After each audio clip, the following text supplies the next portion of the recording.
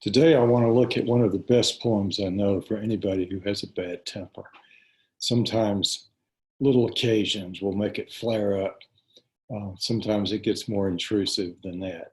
I discovered this poem, I guess, many years ago now. It was often reprinted in anthologies.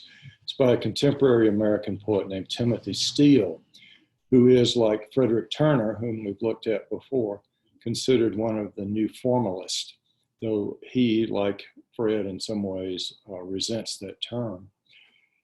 This poem is in Sapphics, which is a meter that really derives from the Greek poet Sappho, but is difficult to reproduce in English, largely because it's a quantitative meter.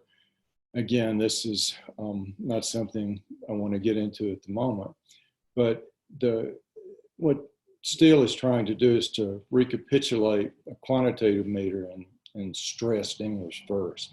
And again, I won't try to say exactly what the pattern is, but I think you'll feel the force of it when we look at this poem, which is called Sapphics Against Anger.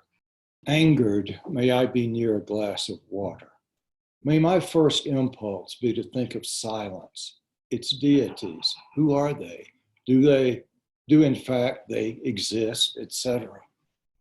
May I recall what Aristotle says of the subject. To give vent to rage is not to release it, but to be increasingly prone to its incursions. May I imagine being in the inferno, hearing it asked, Virgilio mio, who's that sulking with Achilles there? And hearing Virgil say, Dante, that fellow at the slightest provocation slammed phone receivers down and waved his arms like a madman. What Attila did to Europe, what Genghis Khan did to Asia, that poor dope did to his marriage.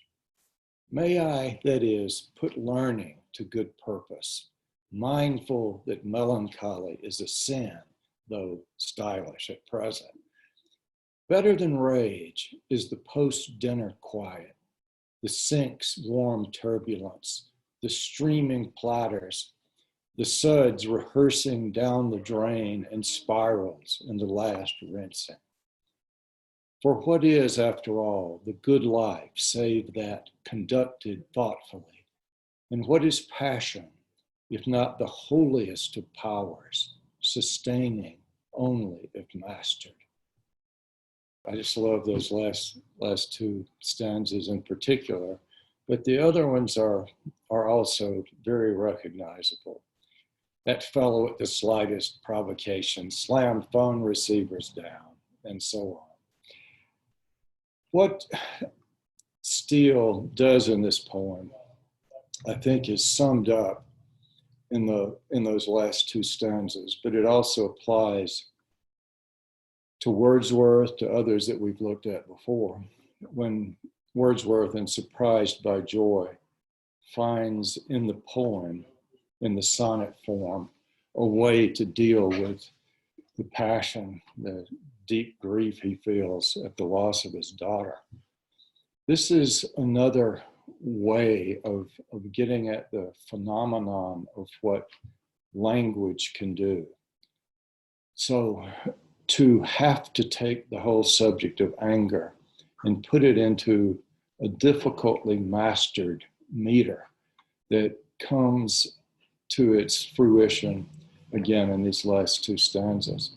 So better than rage. He's just talking about washing the dishes, the sink's warm turbulence, the streaming platters, the suds rehearsing down the drain in spirals in the last rinsing. Rehearsing what? Interesting. And then the last stanza of all. For what is, after all, the good life save that conducted thoughtfully? And what is passion, if not the holiest of powers, sustaining only if mastered? The mastery of passion into the poem is the sustaining and holiest power.